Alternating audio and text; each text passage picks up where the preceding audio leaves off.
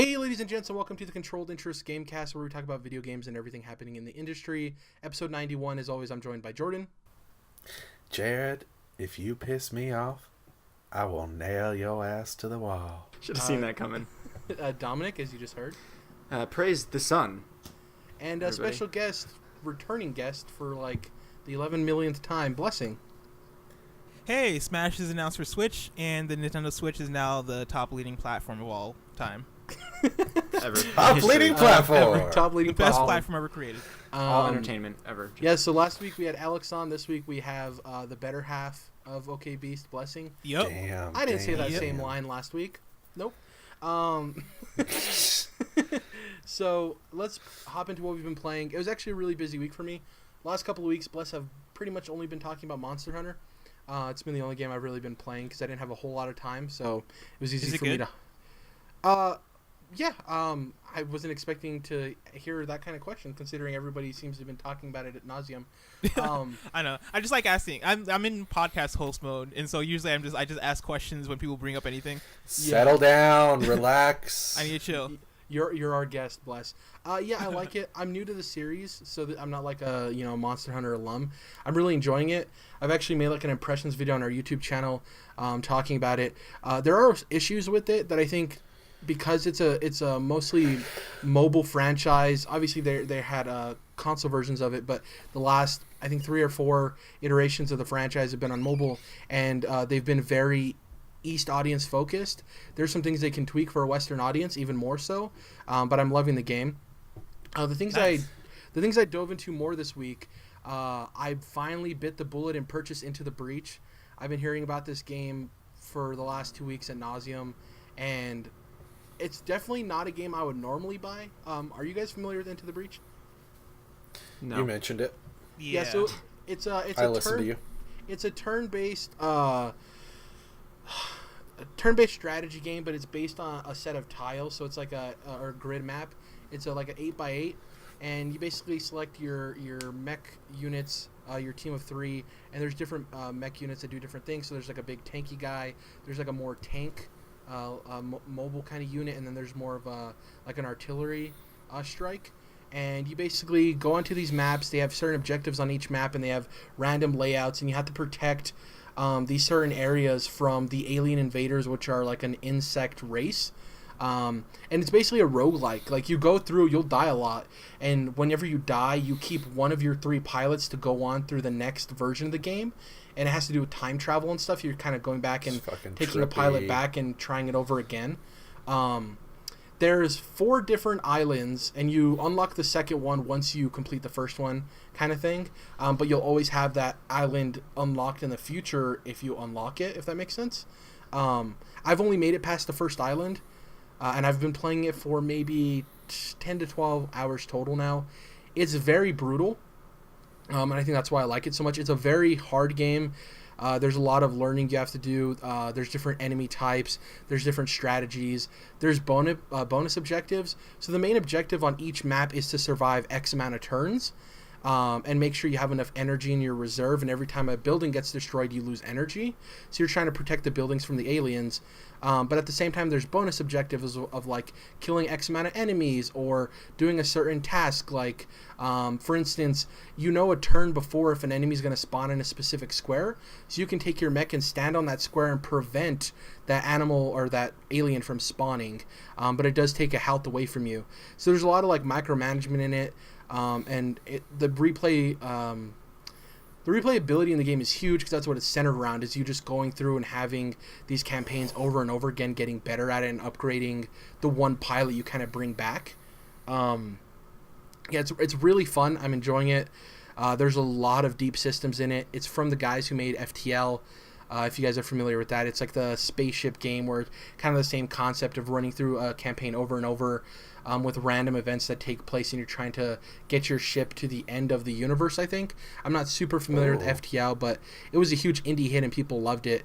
And everything I've heard is that Into the Breach was a game that they made for people who loved FTL and people who didn't, which is really interesting. But yeah, once I have a more digestible and like larger experience with Into the Breach, I think I'll dive more into it. But I can tell I'm so much on the surface level. I have I have like 3 other islands to explore and figure out, different mechs to unlock, different pilot abilities and stuff. So I'm barely scratching the surface. So what you're saying is you need to go into the breach. Exactly. I love the art style in this game too. It feels very much like FTL from what I've seen, but like it's pixely art. It's very beautiful. It's very clean. So loving that. The other game I wanted to talk about real quick is Celeste. I finally beat Celeste. Wolfenstein 2 is now on my list. It's the next thing I'm tackling. It's my next game I'm going to be playing. Blessing, Dom's been pissed off that I haven't gone and finished Wolfenstein 2 yet. So I'm pissed off too. Yeah, I know. Oh shit! It's unacceptable. Unacceptable. I love the game. Is incredible. I love the game. It was just that when I got it, I think I purchased it in like mid-January or something. I'm trying to remember when I got it. And then Monster Hunter came out, so I jumped on that. I've been playing that a bunch. Then Celeste came out, and I jumped in that a bunch. And I don't like to be the person that has like 3 games started and I don't finish any of them. So I told Dom that once I finished Celeste, I would play Wolfenstein, and I just haven't gotten around to completing Celeste fully until this week. Have you played Celeste, Bless? Yeah, I have. I beat it. And I've been trying to do the B-sides, and they've been beating me up, and so I love it though. Did you complete the core? No. I beat the main story. Okay. And so yeah, right now I'm like currently just like trying to. I think I'm on maybe my 3rd or 4th B-side level. Okay, cool. Yeah. I love the game a lot. I don't know where it sits currently in my game of the year list or whatever. I think it's way too early in the year, but it's gonna be. I think it'll probably be on that list by the end of the year. It's up there as far as like the last like 5 to 7 years. It's up there for me with Ori and Shovel Knight and like these amazing 2D platforming games. Wow. I've experimented with the B-sides. I haven't like gone through and focused on trying to play through them and beat them. The core is really interesting. So the core is an additional chapter you unlock in the game, and you have to basically capture these 4 heart crystals in the other levels, at least 4 of them, and there's 8 other chapters to unlock it. And they're basically found in secret areas and doing these little hidden objectives.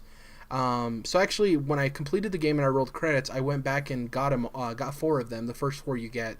And then I went and finished the core. The problem I had is that I was right near the end of it, and this is the only time I encountered an error like this in the game. Blessing, you can maybe let me know if you encountered any errors. I was finishing the like one of the transition screens, because you get through any transition, and it gave me an error, booted me back to the home menu of the Switch. When I reloaded in, I was at the menu and I had to restart the whole thing over again. The only time it's ever happened in that game, yeah, which is real unfortunate. I'm glad it happened at the end of the game. Oh wow, it happened twice. So not during a transition screen, but as soon as I finish the level, like when it pops up all your results, that's when it happens to me. Interesting. Yeah. So I'm glad I'm not the only one that experienced this. But like I said, it didn't taint my experience because this happened in a post game level.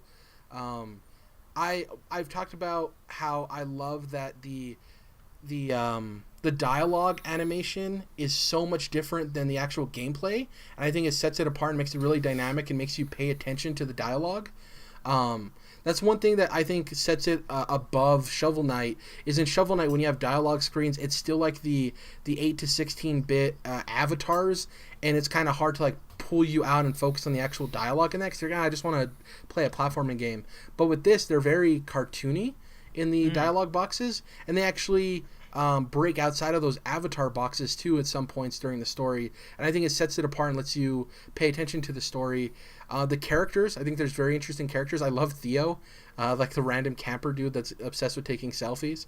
I had a blast with that game. Did you like it a lot, or are you kind of middling on it? Oh no, I absolutely loved it. Okay. I put it up there with like games like Meat Boy. I really enjoy difficult 2D platformers, and I feel like this game did a good job of doing exactly what you said, like having the gameplay and the story mixed in this kind of interesting way. The one thing I do wish is that like I felt like I wanted more story there. Like once the game ended, I was like, yo, I want more of this. I want more of the characters. Like I got more game after the game ended with the B-sides, and I saw do the core stuff, and there's a lot more game there. But I'm like, yo, I want more. I really wanted more story, because I felt like it wrapped up pretty quickly. But I don't know if that was just because I was so into it that like Invested, the time just yeah. flew by. Yeah. But yeah, no, I absolutely loved it. Yeah, I agree with you. It did a really good job of presenting characters I want to know more about. For me, one of my favorite characters was Mr. Oshiro, the guy who runs the hotel, the ghost that runs the hotel. I thought there was a lot of clever level design too. I think they did a fantastic job. The strawberries were an added thing where, like you said, after the game, there's more gameplay there of like, oh, I didn't collect all the strawberries. Let me go through and collect them.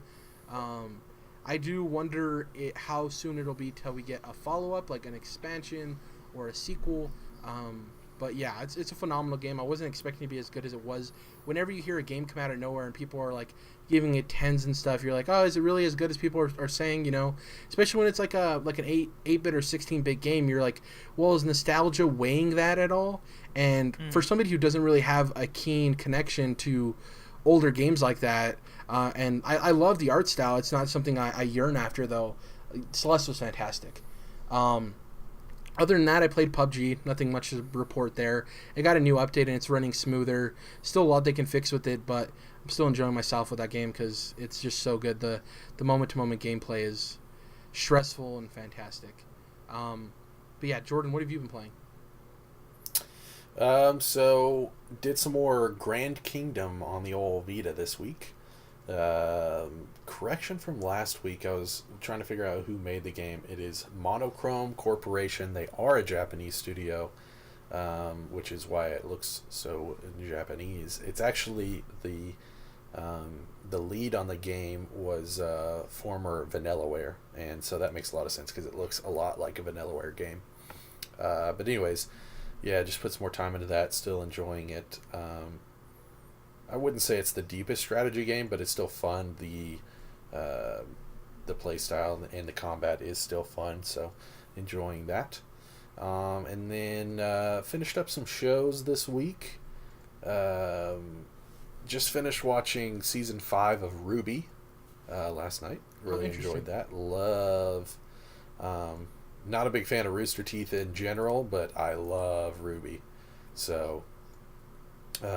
And yeah, I think they've been, certainly on the animation front, they've been making it better and better. This season looked really, really good. But as far as the story and characters and the actual show itself goes, I think it's also been getting better on that front. So really excited to see more from that because I think they left it off on a really cool spot.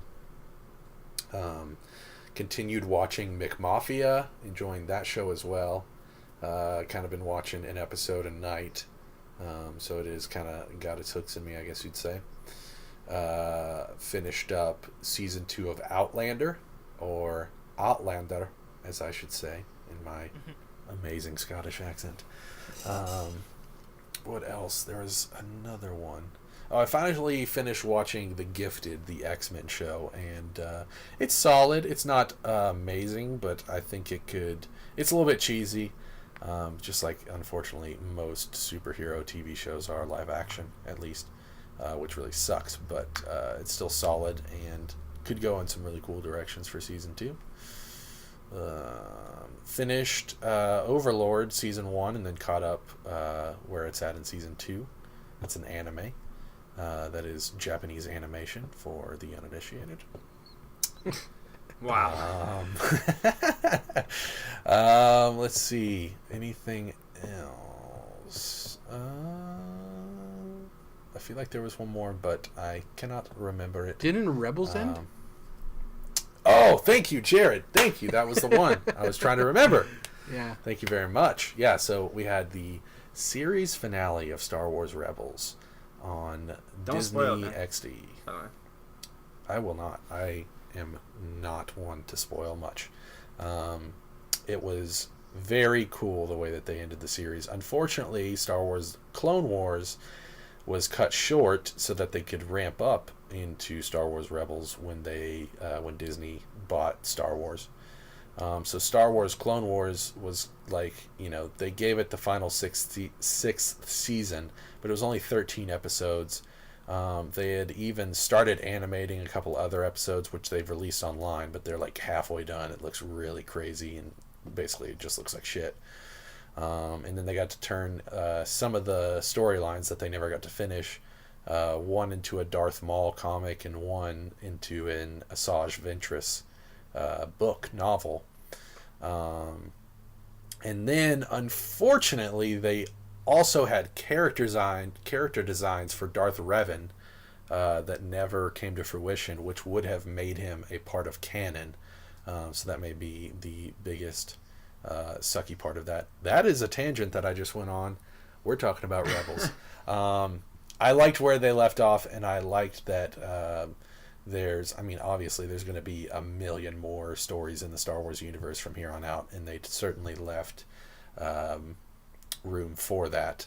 And then there was this whole thing where everyone was saying, certain characters like Ezra and Ahsoka need to die by the end of it, because why else would they not be mentioned in the original trilogy, because Rebels is right before Episode 4. And that doesn't really make sense to me, seeing as how this is about an entire galaxy's worth of settings that we're talking about here. So there's plenty of places for them to be where they're not fucking front and center. I wasn't really understanding why people were saying that, but nonetheless, I really like where they went with it. Not really spoilers, Dom, but a couple episodes before the finale, they actually introduced the concept of time travel into the Star Wars universe. And they handled it well, but this is a canon show, and I'm wondering, there's a lot of shit that could be really weird about that moving forward in mainline movies and stuff. I don't necessarily know that you should have opened that Pandora's box. So It's just a breath from you, Dom, huh? Just a breath. It was a little weird. I mean, because I don't want to get into it, but that's kind of my problem with universes and canon and shit. We can have that discussion some other day, but yeah. But yeah, I'm gonna get to Rebels. I still have to finish Clone Wars, but I'm gonna get to that. Yeah. Then we can have some more discussions about that, Jordan. I will say, if you get all the way to Rebels, season 1 is that show is an absolute upward trajectory. Where they finished in season 4, it was a way better show, because the first season was not up to snuff with what Clone Wars had been at, especially with the animation. But in season 2, they make some really good decisions. They basically cut Ezra's hair off so that he had really short hair instead of this weird wavy blue shit in this cheap 3D CG that they were working with. So they started playing more towards their strengths and got away from some of their weaknesses. And so I would recommend that you kind of push through that. The show's still good during that first season, but there's just some stuff that they've gotten a lot better at since then. And it ended up now at the end of the 4th season where I'm this was a great and awesome show, an awesome Star Wars show, and I wasn't necessarily feeling that at the end of the first season. So glad to see that they left it on a high note. Dom, have you been continuing Persona 4? Yes, quite a bit actually. I got a bigger chunk of time into it since I talked last. It has not gotten worse. Okay. No, I'm just being a dick. No, it's getting better. Like I said last week, I just enjoy talking to people and just interacting and studying and working. It's weird. I can't explain. Fucking Dom's all about them social links, dog. Yeah, I can't explain because when I first few hours after playing it, I was like, this game kind of sucks. These dungeons, this dungeon is just fucking repetitive hallways and combat's it's okay. And then, but now I'm that doesn't even necessarily change, but it's all all the social stuff and all the outside stuff that's going on, not in the whatever they're calling the inner TV world or whatever, is holy crap, I'm really into it, and it's got me, and I can't really explain why, but so that's what's going on. It seems like Persona 5 got a lot better at keeping the dungeon fresh and just the overall game in general, because it is a long ass game, and especially the dungeons, in 3 and 4, they get extremely repetitive. So I think that's can I make a hot take? Hot take? I love the dungeons in Persona 4 way more than 5. I hate the dungeons in 5. But that's the reason is because they did the thing where in Persona 4 the dungeons are procedurally generated, and so you get a lot. It is very samey. It is here's hallways, and here's another hallway that's just mixed around differently. And in Persona 5, they decided to take the dungeons and do actual purposeful design and like make puzzles and make problems that you have to solve.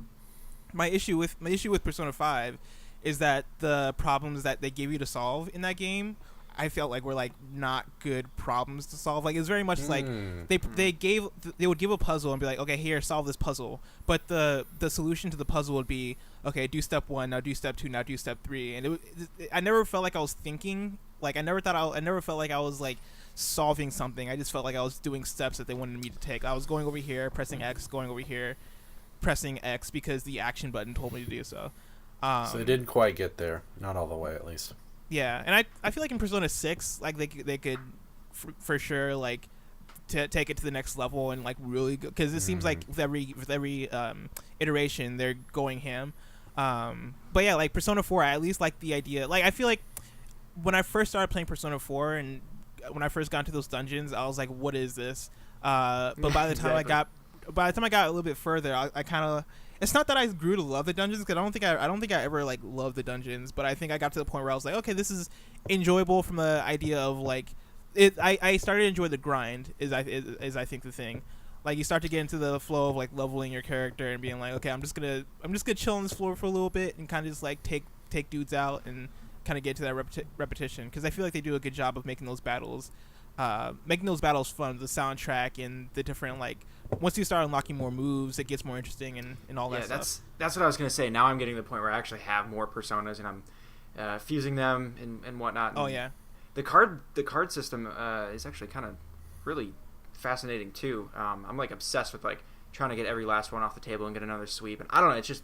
Yeah. If you asked me like months ago, like if I would be into this game, I would have told you no, fuck off, type of thing. But I can't explain it, but I really like it. So and it's on Persona seems to be that game that pulls people in that wouldn't necessarily be into that. Also, another hot take for you, Blessing. I think that with this newfound popularity that you see in the Persona series with Golden on the Vita and now 5 on consoles, I think the next Persona game we get is going to be a spin-off. I know that we have the dancing games coming, but I'm talking about like back in the day, they used to do a shit ton of Persona spin-offs that were like, they were still JRPGs, but they weren't in the mainline series. So I think that's what we're going to have next is like... You're talking like Persona Q? Like thing, or? See, no, that's like a first-person dungeon crawler or visual novel type deal, isn't it? I can't remember, actually. I never played it.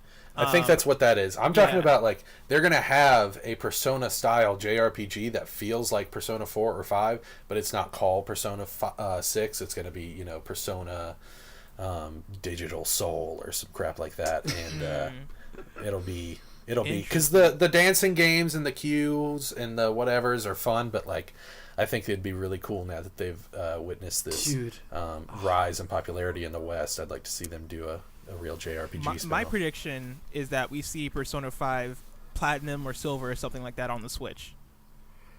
That's my prediction. It would be awesome if it was Digital Soul, but it was Seoul as in Seoul, South Korea, and it actually didn't take place in Japan. It took place in South Korea. Wow. That'd be dope. Jerrad, I like it. Dom, the real question, who's best girl so far? Oh, shit. So far, I mean, there's only been 3 that I've really interacted with, but I think it's going to be Yukiko. Yep. There we go! There we go. Certainly not Chi. I just can't. Then there's like the drama class girl. I don't know. There's something going on there. She's cool. I liked her too. I'm interested in what her story is going on with her mom and stuff, but I have to find out more. She has a really good story. Yeah, dude. Is that it though? Only Persona 4? No. Other than that, I finally finished the Call of Duty World War II campaign. Oh, cool. Really good. It was really good. It wasn't, as over. I mean, it's World War II, so there's only, they can't like send you falling out of a spaceship and Kit Harington like grabs you by the arm and saves you. Or, I don't know. It's not as over the top explosions and craziness. There's a few crazy scenes that are like Uncharted level badass, but it's a little more settled down, and the story is really good though, and the characters work really well together. So it was pretty cool. The gameplay is nothing revolutionary, but yeah, no, I really liked it. Still haven't played Zombies. I want to get into a little bit of Zombies. and I probably won't get into multiplayer at all though. So it's too much else coming up. So who's best girl in Call of Duty? Josh Duhamel. Isn't that the guy who's in it? I think it's Josh Duhamel. Josh Duhamel. Yeah. Some of the other voices, I want to look them up because a lot of the other voices sounded really familiar. But I couldn't figure it out. So, Blessing, what have you been playing? Man of the Hour. I've been playing a lot of Rainbow Six Siege. I just bought that game. Yeah, I just bought that game like. Not just them. Have you seen the numbers? The numbers went up. They gained, I think, over 147,000 players over the last month or something crazy. Shit. Wow. Yeah, I'm one of them. Reason being is because my friends all of a sudden I guess my friends are also those numbers too, because they started playing over like the last month and a half, and they just won't stop talking about it. And it went on sale recently on PSN. And Alex Vanegan, who's on the show last week, he gave me $20. He like kind of went around to OKBeast people and he gave us each like $20 in like credit as like he was basically like not really a sorry, because he didn't really need to say sorry, but like as a hey, it might be for kind of like he hasn't been dropping the ball on anything, but he's been really busy with life and stuff, and so like he kind of felt a little bit of a way about it, and so he was like, yo, I'm gonna give you guys each $20, and I was like, okay, well, awesome, thanks, sweet. And he's been trying to get me to play Siege, and so I was like, you know what, since he's giving me the money, I'm gonna go ahead and buy Siege. It's weird that game came out like 2 or 3 years ago and it's still full price. But yeah, it was on sale and I had the money, and so I only had to spend like $20 of my own money because the game for some reason was still, after all that, still like $20. Been enjoying it. It's surprisingly fun. I didn't think I would enjoy it this much. I've been playing it nonstop when I get home every day. And it's weird trying to balance this game and Kingdom Hearts 1, which I've also been playing. Me too. Yeah, dude, that game is not aged the best in gameplay. That's what I was saying. Yeah. Yeah. Guys, it's an old early PS2 game. Yeah. Okay? Let's you know be what else? nice. You know what else is a PS2 game? Shadow of the Colossus. And I played that game. And they had to remake it. Yeah, but they didn't touch the gameplay though. This is remade from the visuals. And so like it's still the same exact gameplay, still fun. There's still some aged stuff about it, but it's still but it's also a way less complicated game than Kingdom Hearts. This is true. Yeah. I don't think Kingdom Hearts is anywhere near as bad as the control scheme in Shadow of the Colossus. Oh, it's worse. It's so worse. Okay. I'm about to nail your ass to the wall. If you want to talk about control scheme, right? Shadow of the Colossus, triangle is jump, right? And that makes sense because triangle is the top if button. You're a fucking idiot. Yeah, that makes. What's the jump button in Kingdom Hearts? Circle. Why am I pressing circle to jump? What sense does that make? To press circle to jump and press I can X explain to attack. that for you. I'm about to Because you're scrolling through your attacks, and so you're selecting the attack is what you're doing. You're selecting the attack out of the command zero deck. sense. Zero Okay, sense. well, yeah, triangle for jump. Let's agree to disagree.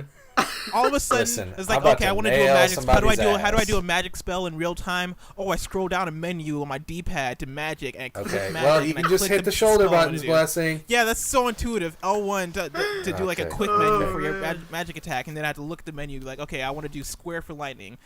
Oh, You cool! This know, lightning attack does like 2 damage. You're talking shit about feel Kingdom like my Hearts right parents now, are and I'm just arguing. gonna have to filter you out. I'm just gonna have to filter it out. Kingdom Hearts is cool though. Like I played it before, but I also played it in like 2010, and so like I played it late anyway, and so I still had the same kind of feelings about it that I do now.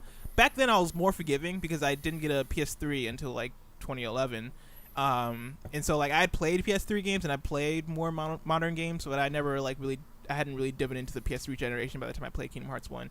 Now I'm playing again to get a refresher, and because we're thinking about doing a podcast, like a Kingdom Hearts podcast. Oh shit! Which is going to be like the most. Sign it's me going to up. be the most suffer.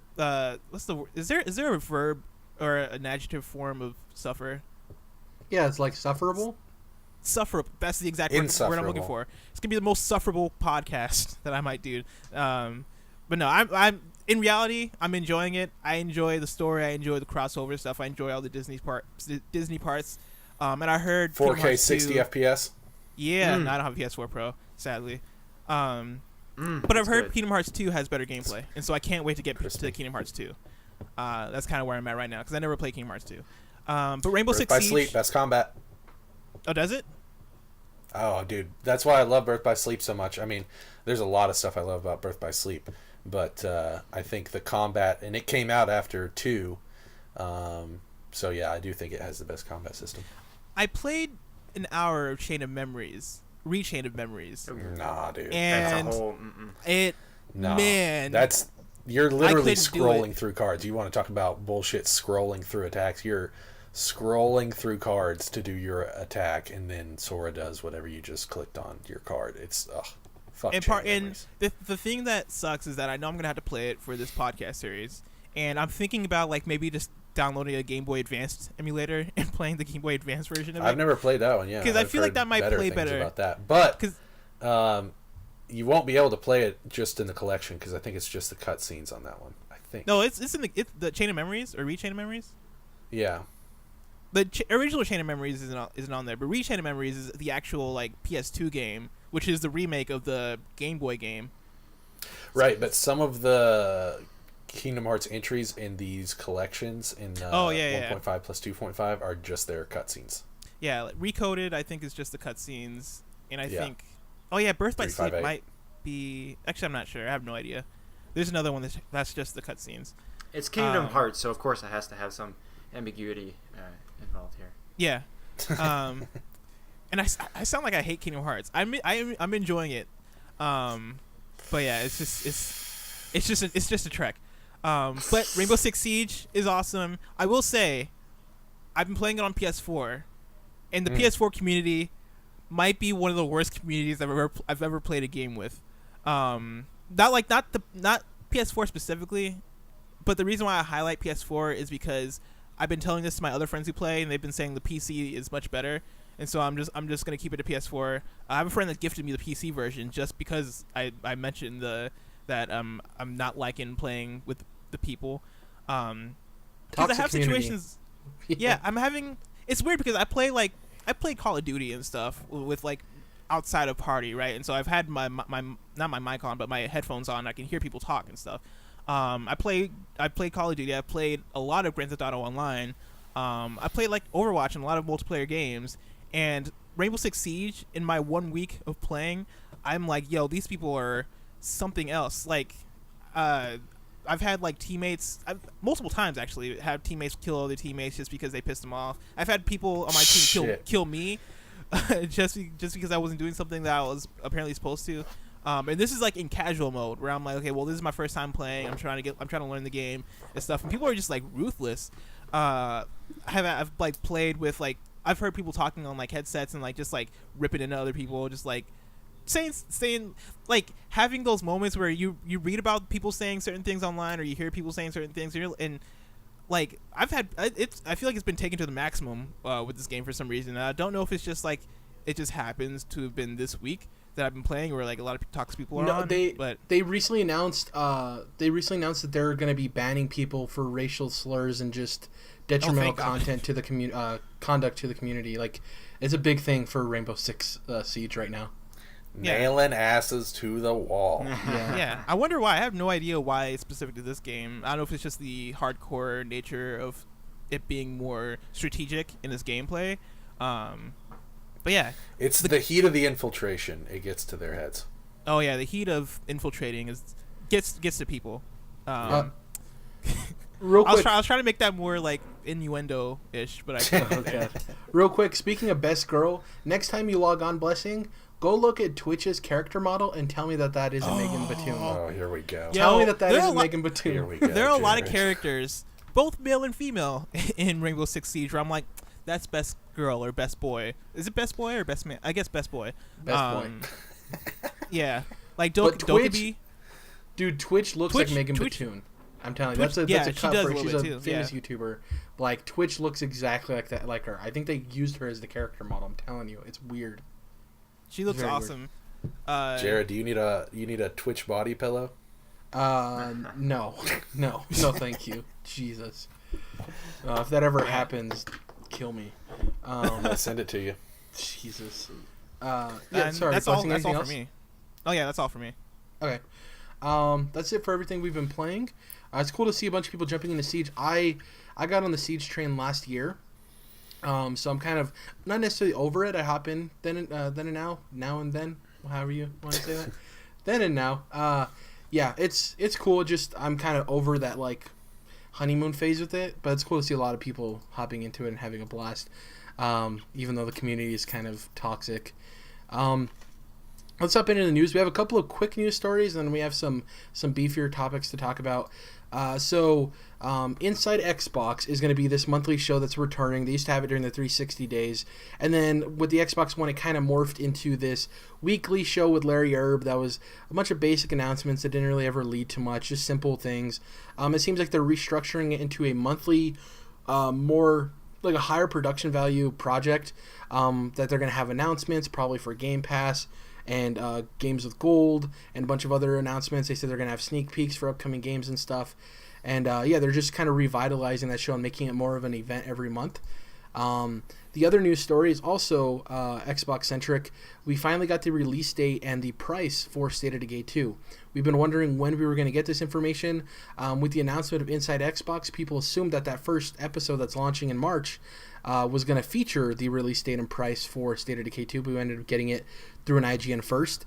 It's going to be costing $30, which people seem to have a weird stigma against it and are surprised. The first game was $30. It shouldn't really come as no surprise. With a release date of May 22nd, so a couple of days before Detroit Become Human, which recently got a release date in May 25th. So look out for that. That game is also coming out to Xbox Game Pass, so if you're a subscriber to that service, you get to play it for $10 a month, which is awesome. The other news story here, Ubisoft announced The Division 2 with more information coming at E3 2018. The only information they gave us were the dev studios, and it's a bunch of Ubisoft studios, Ubisoft Red Storm, Reflections, Shanghai. They have hundreds of studios across the world. The biggest bit of information in this announcement was that it's going to be running on an updated version of their Snowdrop engine, which was the engine that powered the first Division, as well as Mario plus Rabbids. So hopefully we get that Mario plus Rabbids sequel on the upgraded Snowdrop engine as well. I wanted to mention the announcement of The Division 2. We're in a state now where Destiny 2 is struggling to retain a player base. Anthem's on the horizon. There's a lot of these games as service games coming out, so this is a big announcement. We just recently talked about Rainbow Six Siege, and that's a game that they've kind of evolved over the years and just added new content into and pushed it into. So this is kind of different for Ubisoft in terms of games as service. They're bringing out a whole new title. And it's a cool little thing, seeing as this was the first game we talked about for this podcast. So 90 episodes later, we get to talk about the sequel to that game, which is pretty cool. I think the last two news stories here are the ones I definitely want us to dive into a little bit more. The last one is going to be the Nintendo Direct, which we'll go through, which we have a lot to say about a lot of the announcements. This one isn't too crazy of a news story. We already knew Black Ops 4 was probably coming this year. It was Treyarch's year. There was a weird leak with James Harden from the Houston Rockets wearing a cap with the logo on it. The interesting thing about this news story is that it's shipping on October 12th. Now, off the bat, people are saying, they're moving out of the way of Red Dead Redemption 2, yada, yada, yada. The crazy thing is that Call of Duty is a franchise that was released in the first or second week of November for the last 11 years. So for them to change this, just for clarification and transparency, before the show, Dom and I engaged in a conversation talking about people having this matter-of-fact opinion on, is it, that people are indeed moving out of the way of Red Dead Redemption 2, when is that necessarily the case, or is it just coincidence? So there is a belief there of what exactly you want to take from it. But for me, I think it's kind of, the evidence is there. This franchise hasn't been outside of November for 11 years, and they moved a month beforehand, 2 weeks before the release of Red Dead Redemption 2. I just want you guys to talk about it. Do you think, what's your opinions? Is this related to Red Dead Redemption 2? Is it kind of obvious that it is? What's your opinions on the naming convention? The 4 I's instead of it being an I, an I and a V for the Roman numeral 4. Which is what it is? Yeah, it's telemarks. People think it's Roman numerals. It's just telemarks. I don't think, they never said it was Roman numerals, so I don't know why people thought that it was. But yeah, what are you guys' opinions on this Black Ops 4 release date of October 12th? I think it makes sense. I think it's very obvious that they're trying to avoid Red Dead Redemption 2, which they should. Like, I had a theory going into this year that we weren't seeing any release dates for spring from like anybody. Like, if you recall, like we just got Detroit, we just got God of War. We're now that we're in spring, like we just got State of Decay 2. Now that we're in spring, we're finally getting spring release dates, which seems to be crazy, except for the fact that like Red Dead Redemption 2 didn't get its release date until I think like a few weeks ago. And that was the reason why I was like, okay, well, we're not going to get spring release dates until Red Dead plants its flag somewhere, because the expected thing is for it to come out in the spring because they said spring. And now that they're out now that they've announced that they're out in the fall, people can finally start being like, okay, now we can kind of solidify these plans, get those announcements out there. You don't want to be anywhere near Red Dead, because Red Dead is from Rockstar, and Rockstar made GTA, and we all know GTA is the best-selling game of all time, in terms of like gross and in terms of mind share, right? Like when Red Dead comes out, it's going to take up all mind share. Websites are going to be making articles about Red Dead for weeks and months, especially about like online. If it has cheats in there, there'll be cheats, there'll be guide stuff, tips, tricks, all that stuff. And yeah, IGN, GameSpot, Kotaku, all of them are going to be stuck on Red Dead content, and will not have time for stuff like Call of Duty post Red Dead launch. And so yeah, I think it makes sense. I think it's interesting to see that the only thing that was able to make them move is Red Dead. Do you recall, did they move for Fallout 4? No, they didn't. Nah. They didn't move for Fallout 4. Yeah. That's crazy to me. Not so much. Like, I think Fallout 4 definitely is different enough that it doesn't have to warrant, moving out of the way. I think it's very different than GTA. I mean, that's a modern take on video games in the open world, as opposed to like post-apocalyptic. You know what I mean? Whereas like Red Dead is a shooter, and Call of Duty is a shooter. The conversation. I want to pivot to Dom real quick, because I know Dom has his own opinions on this. But I think, Dom, the biggest question here is, I think people take this as Activision being scared. I don't think it's necessarily scared. I think strategic. The only time that Activision's Call of Duty series has been outsold in a year was GTA 5. And there is something to say about momentum, right? And if you're able to release 2 weeks before a release like Red Dead Redemption 2 and gain enough traction and momentum over the course of 2 weeks to get that install base, then you don't really have to worry about launching afterwards, right? It's all about that momentum beforehand. Yeah, there's definitely some probably marketing advantages you can get by going early. And I'm not even saying that like you're wrong. It's certainly at least a part of it. Like I can't really deny that. That's definitely a factor. Red Dead is a factor in the release date of other games, and even for Call of Duty. My biggest point was, I'm just hesitant, and I'm a little weary. Like, this is still only Red Dead Redemption. This isn't GTA 6. And even Fallout 4, which was actually a good example I hadn't thought of, didn't affect Call of Duty. I just don't want to I think we're just giving it a little too much power to Red Dead Redemption 2. I mean, it's a Western. GTA is, it's a longer running franchise, one, and it's a genre that more people, I would say, are interested in, especially kids, and I don't know. Yeah, but you have to think, it has a broader reach. You have to think about the marketing, though, right? When the first trailer Yeah. comes out, it's going to say from the makers of GTA 5. Yeah, I know. And I just want to point out, this is a Western game. You know what I mean? It's still, even like a Skyrim or a fantasy game is a little more, I'm going to say, General nerdy. appeal?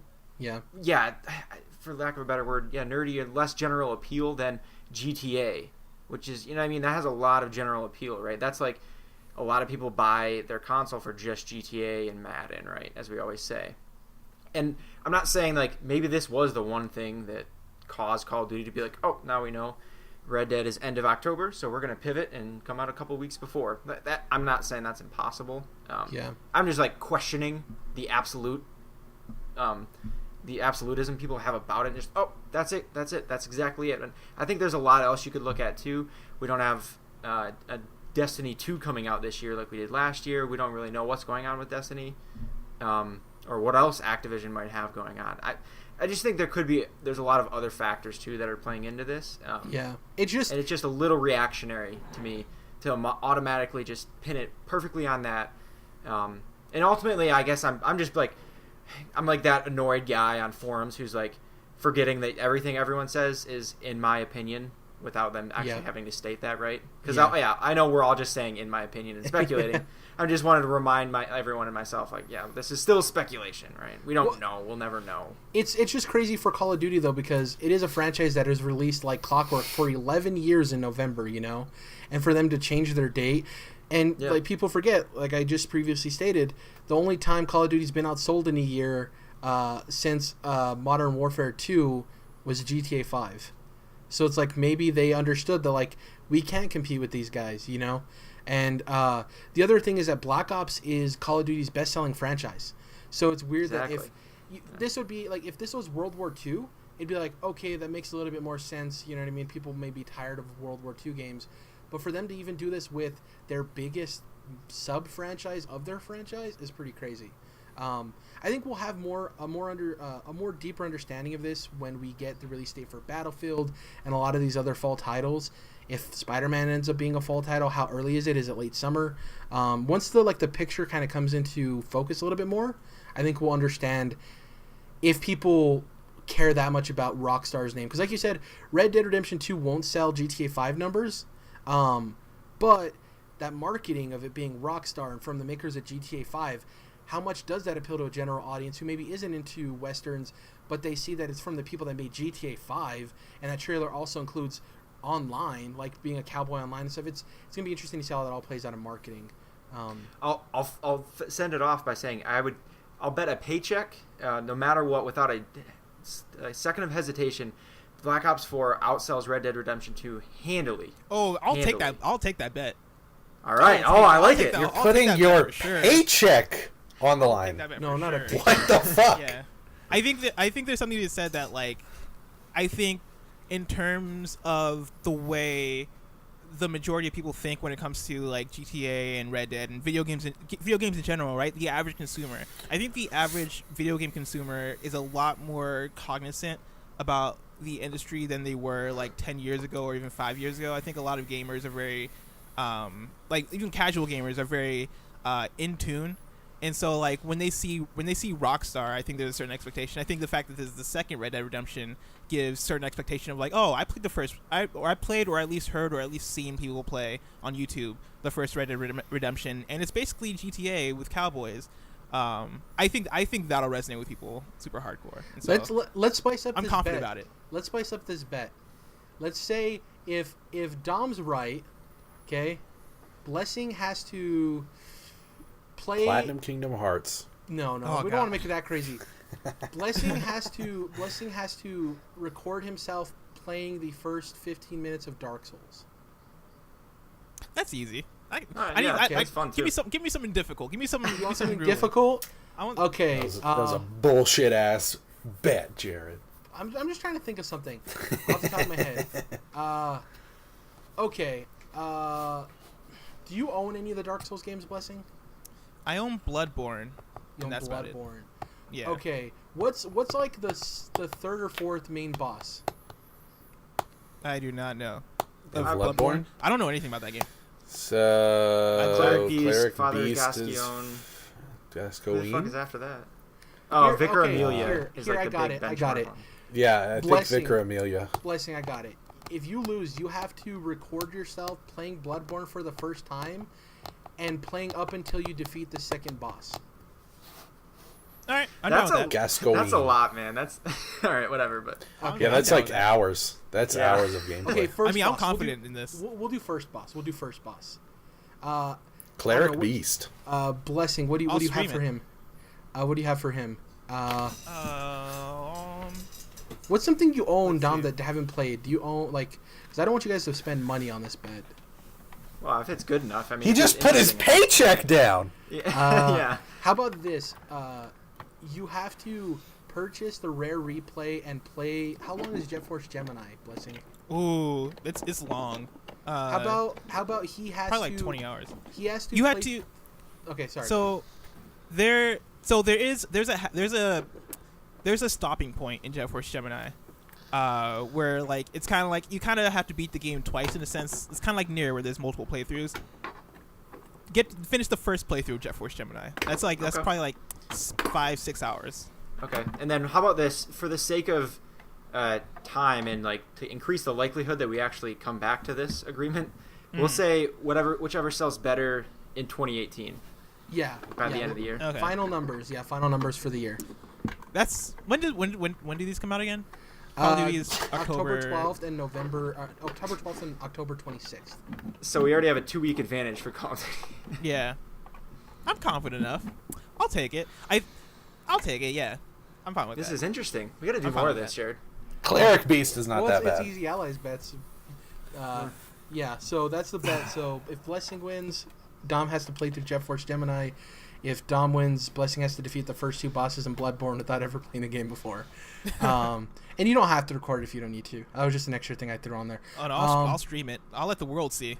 Okay. get some subs out of it. You heard it here. First controlled interest bet. Let's hop into the big news real quick. We're running out of time, so we'll go through these. Obviously, we're going to be talking about some things specifically for a while. So the Nintendo Direct happened today, the day of recording this. We didn't know what we were going to get going in. We knew it was 30 minutes. We're going to have Switch news. We're going to have 3DS news. As far as the 3DS announcements, most of them weren't really interesting, so I don't think we need to spend time on them, but I'll go through them real quick. WarioWare Gold, coming out August 3rd. Dead Heat Breakers, I think it's Dylan's Dead Heat Breakers, releases on May 24th. Mario plus Luigi re-release port thing is scheduled for 2019. Detective Pikachu got an amiibo and a release date of March 23rd. And the biggest 3DS headline is obviously the Luigi's Mansion port that comes out in 2018, no specific date. Obviously, sucks it's not coming out on Switch, but there's that for people who are excited. I doubt any of us have anything crazy to say about that. Let's hop into the Switch news stories here. So first off, Kirby Star Allies, which is coming out a couple of weeks, on March 16th. Got the announcement that you can play as King Day-to-Day as well as Meta Knight and a bunch of other characters. It's going to be receiving free updates with other characters in the Kirby universe to play as and have fun with. I'm not familiar with all of them. They announced them, but I think King Day-to-Day and Meta Knight are the most popular ones out of all of them. Next up, we had the announcement that Okami HD was making its way over in the summer of 2018. Awesome for people who are really excited for Okami. It's cool that this game has gotten a second breath of air, essentially. Yeah, second breath of wild, with its ports over to the Xbox One and PS4 mid last year, I want to say, or late last year. And then obviously now the Switch port. Next up, we had Sushi Striker Way of Sushido coming out June 8th.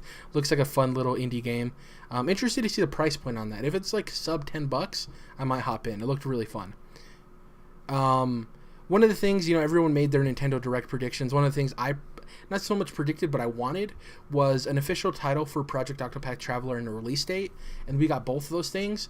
It's going to be called Octopath Traveler. Cool, they just ditched Project, what they should have done from the beginning. It's coming out July 13th, which is the same as another title we're going to be talking about soon. And they showed off 2 new characters. They also showed off the ability that whatever class the character starts as, you can dress them up with class items from a different class and make them a hybrid in battle, which is really interesting. I'm excited for this game. I'm really stoked. I think are all 3 of us day ones, or at least interested in getting it near release? Pretty much. Yeah, what about you, Blessing Octopath Traveler? Is it ringing any bells? Yeah, I think that's going to be a day one for me. That game, I played the demo and it looks really cool. It played very cool also. Yeah, the biggest concern is price point. What was the game we were talking about, Jordan, before the podcast that came out at $50 and kind of killed it? Yeah, Lost Sphere and I Am Setsuna. Setsuna was $40, Sphere was $50, and those games to me should be $30. Yeah, I hope for a $30 or $40. It's going to be a real shame to me if it's like $50 or $60, but hopefully they'll do right by gamers. The next one is Travis Strikes Again, No More Heroes. I don't know if any of us have any familiarity with the franchise, but they basically talked about how it's coming out in 2018. They announced that the game is going to be Travis going through 7 different games that look entirely different from one another, and each one of these games is going to have its own end boss. The art style looks really interesting. I'm not familiar with No More Heroes at all. I don't know if any of you guys are, but. Oh, dude, I am so familiar with No More Heroes. Oh, Nice. No More Heroes Travis Strikes Back looks so cool. I wish it was No More Heroes 3, but this I'm for sure gonna get. Yeah. It looks so good. It's interesting. It's one of those games that like I could pick up on a sale or something, but it's not for me. Not having the attachment to the series, it's a little too obtuse for me to jump into and get hyped about.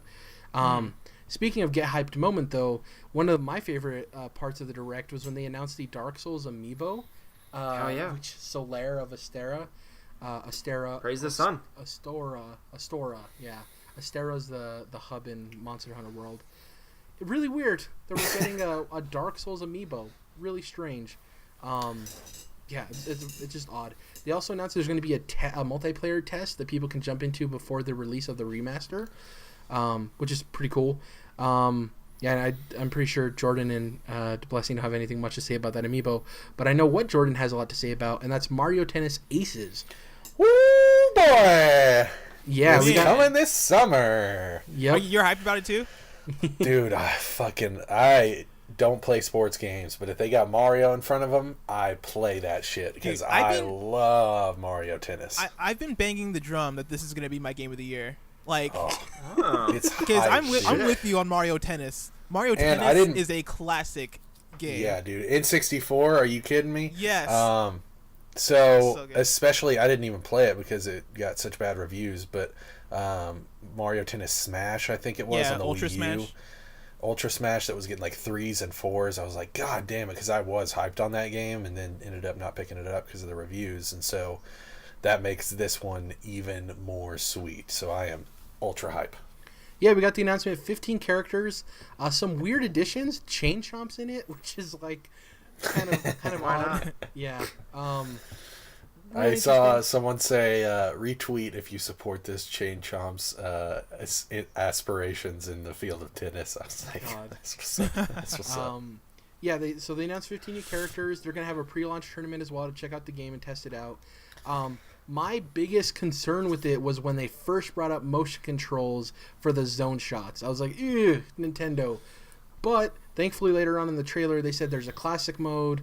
I seem like also there's probably alternate controls for not having to use the motion controls. But they did show off that you can indeed use a Joy-Con as a real tennis racket, which is something. I was hoping that would be dead. I think that's the way it should be. I mean, with the way that they've been supporting Joy-Con, unfortunately, you can't actually turn it off in Mario Odyssey. But just the fact that they've had it around, I do like the fact that most of the games that it's in, it's very optional. And so, yeah, I mean, a tennis game, like, that's basically like having Wii Tennis on the Switch in a lot of ways. Yeah. I think that's the thing that came to my mind when I saw that. I was like, okay, that's going to get the crowd that loved Wii Tennis and Wii Sports. Mm-hmm. And so that's going to be awesome. I have two concerns with Mario Tennis Aces. First being that there was no Pauline. That's very worrisome for me. You gotta shove Pauline in more of these games. Mario Odyssey was a success. Well, Pauline she could be in, but they didn't show game. her. They didn't show her. That's true. She could be. Yeah, it's 15 characters. Like, I would assume Pauline's part of that 15, maybe. I hope. The thing Dude, I want is... what if she's like, they have a little stage going in the stadium and she's like singing a song? I'd love it. Yeah. That's my other concern, is that there was no like Mario Odyssey like anything. And what I want from Nintendo is for them to start just like making that, at least for this generation until there's another big Mario game that comes out, start making that the aesthetic for Mario, right? Like Mario, like we'll get into this later because there was another announcement at the end.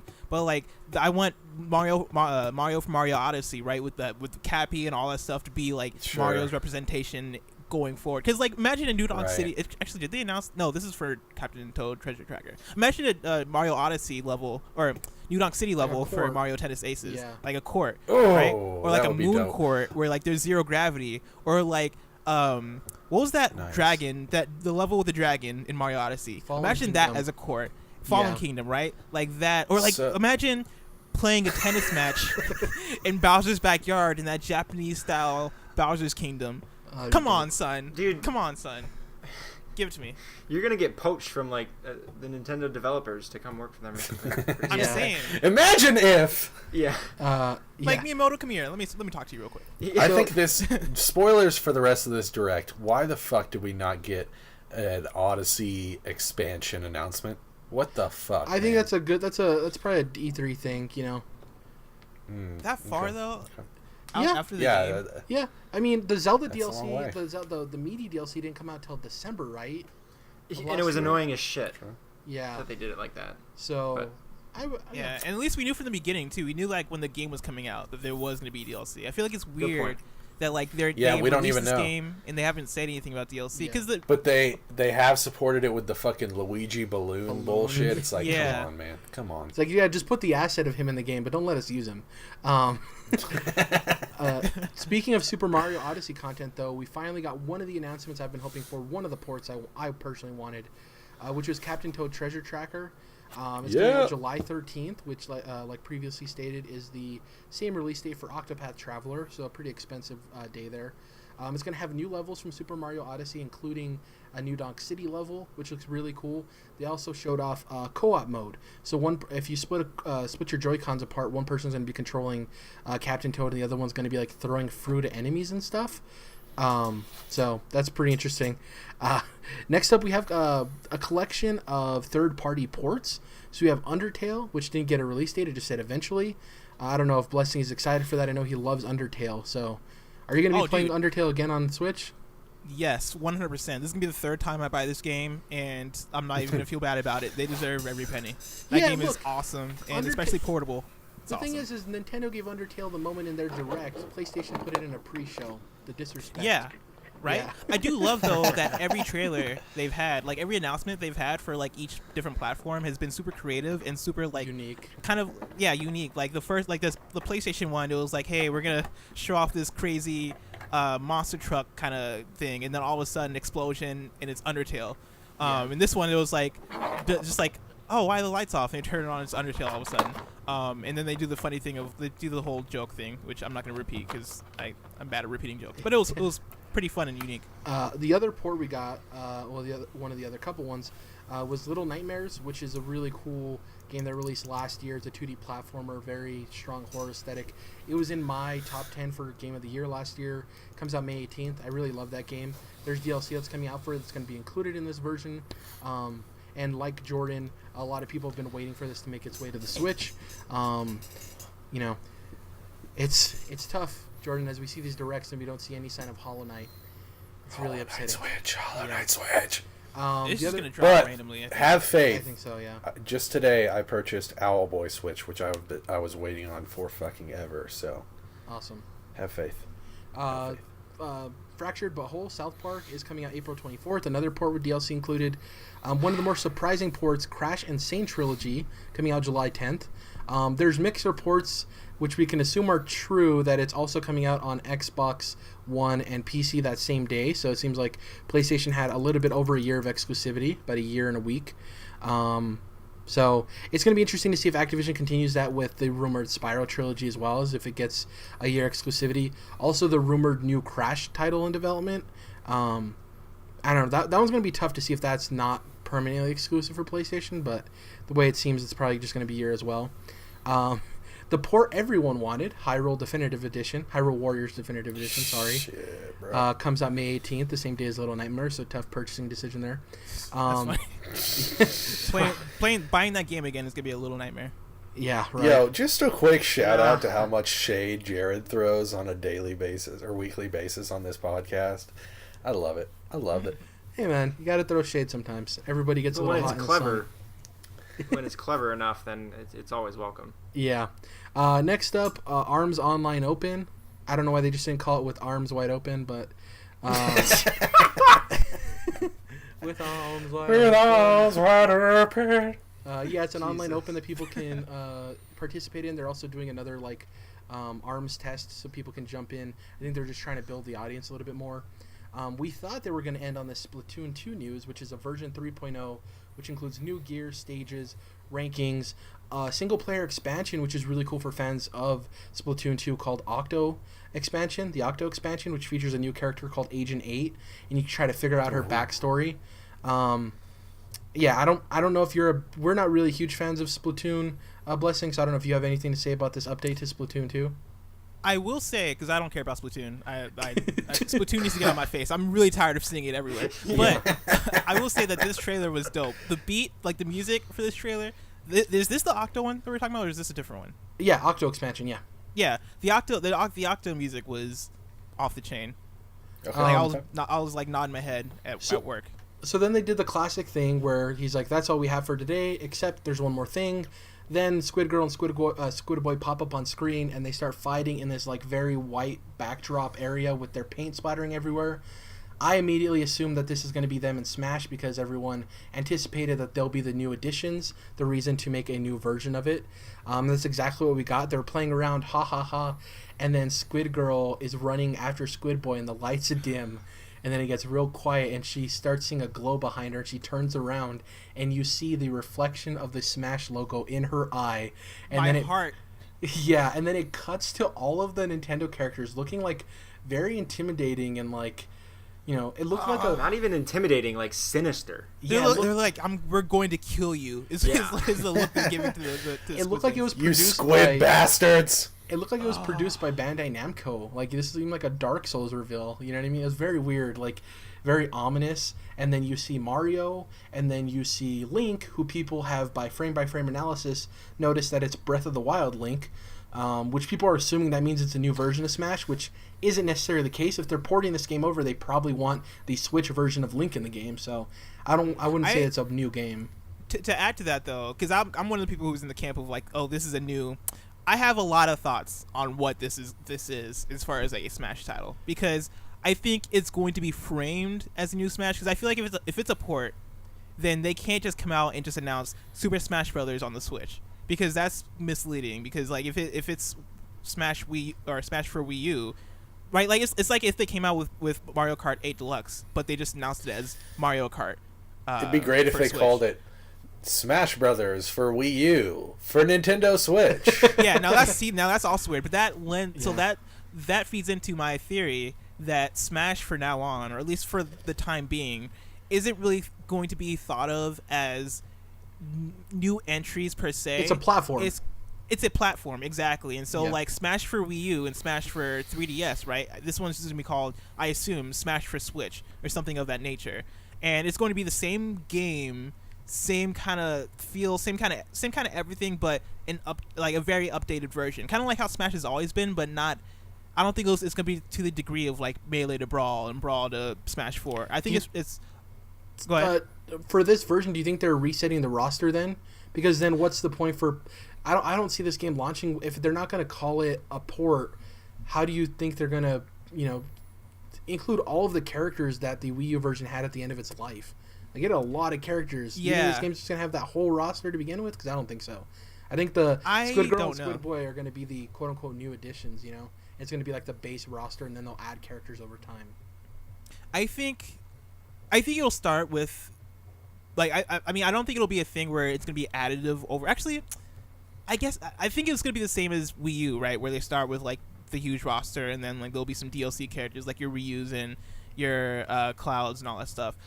I don't know if this roster is going to be the same roster as Wii U. That's the thing I'm trying to wrap my mind around, because I think for this Smash to be all we want it to be, it has to be that roster, because the Wii U roster is the best roster of all time of any game I could ever think of. Like Cloud, Ryu, Pac-Man, Sonic, Mario, Wii Fit Trainer, Lil Mac, like all these different icons. I know I mentioned Wii Fit Trainer, but all these different I was icons. Like, you just said icons after Wii Fit Trainer. Wii Fit Trainer, like the dog from the freaking gun game, whatever it's called. Duck Hunt. You get into the bottom of the barrel. The Duck Hunt dog, like Mega Man. It's great. Like that roster is absolutely insane, and everything in me hopes that they keep that roster, and they're just like, okay, we're gonna build off this roster.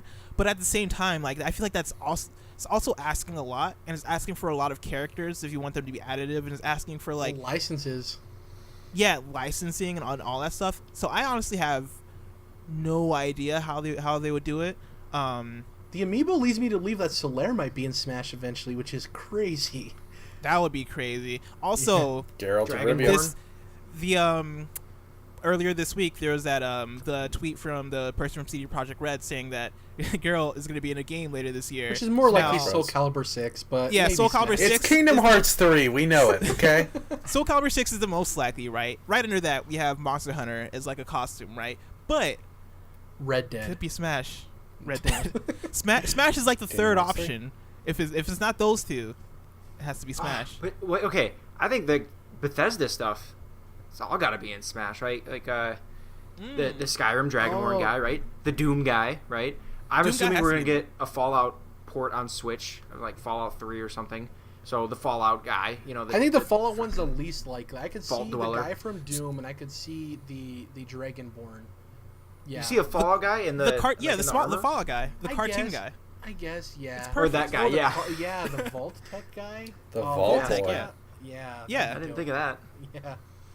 Yeah. Yeah, it's very interesting to see what's going to happen with Smash. Any closing thoughts, guys, before we head to what we're going to be playing? Smash the Dunst.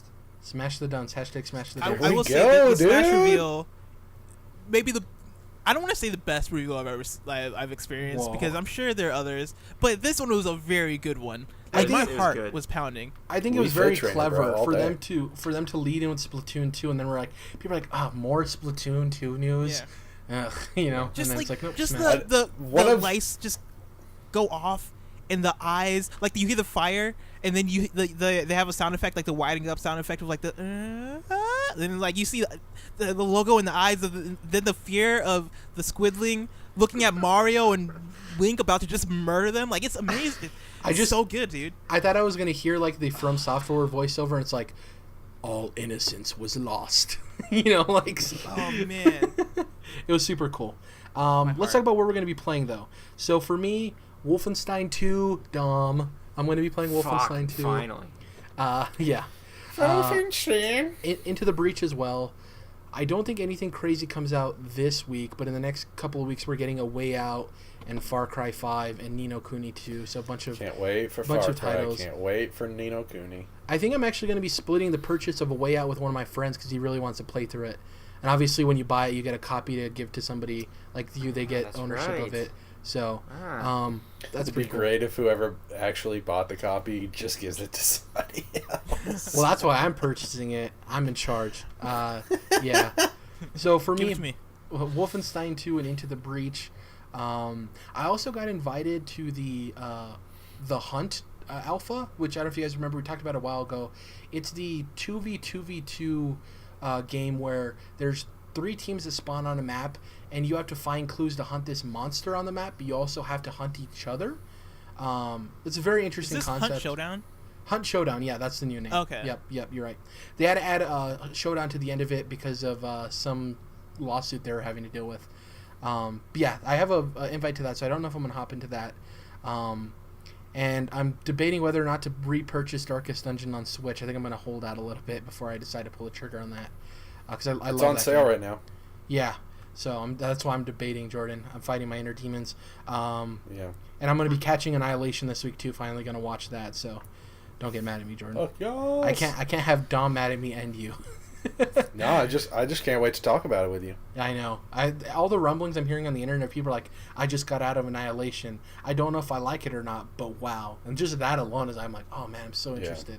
Yeah. Very That's it for cool. me though. What about you guys? I'm assuming Dom more Persona 4. Yeah, Grinding much along. more Persona. That's just gonna keep going, probably for indefinite amounts of time. I imagine. Just That's great to hear, man. months That's awesome. and months. Yeah. Well, I It's can all just about them tell that social links. I'm scratching Social. the surface. But yeah, a lot of that. And now that I'm done with Call of Duty, I'm gonna get back to Kingdom Hearts.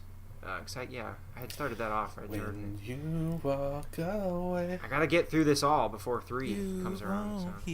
As if it's coming out this year. I mean, Well, either way, I need the time. So hey, Dom, I would be playing Kingdom Hearts 2 if they released it on Xbox.